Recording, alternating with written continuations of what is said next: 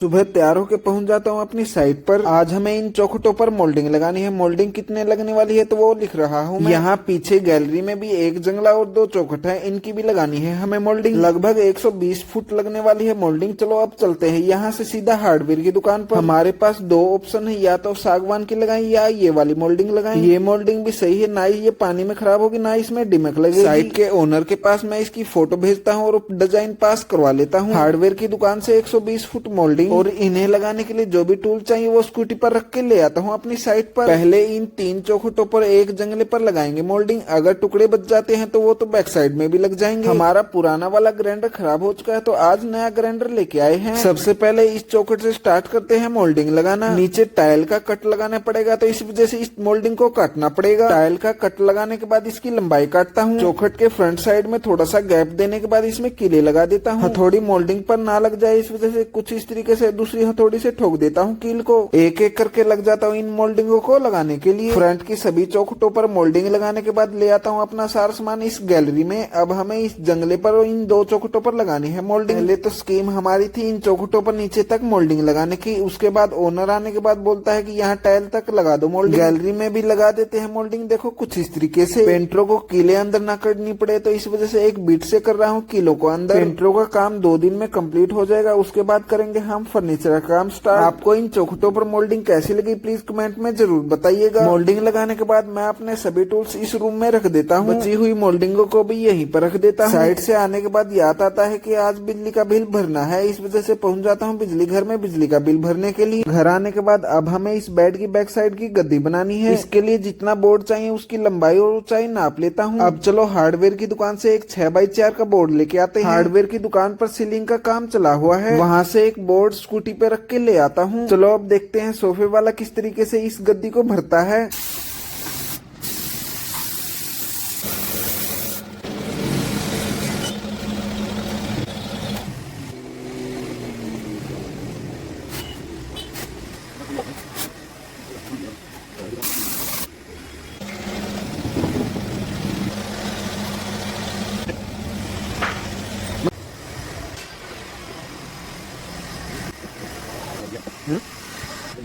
है?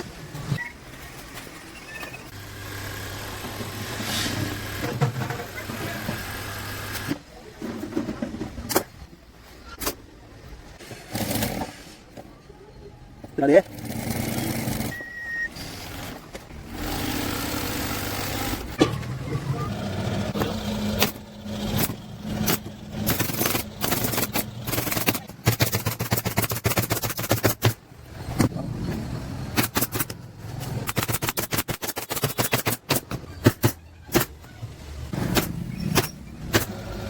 बेड की back side तैयार हो जाती है। देखो तैयार होने के बाद कुछ इस तरीके की लग रही है।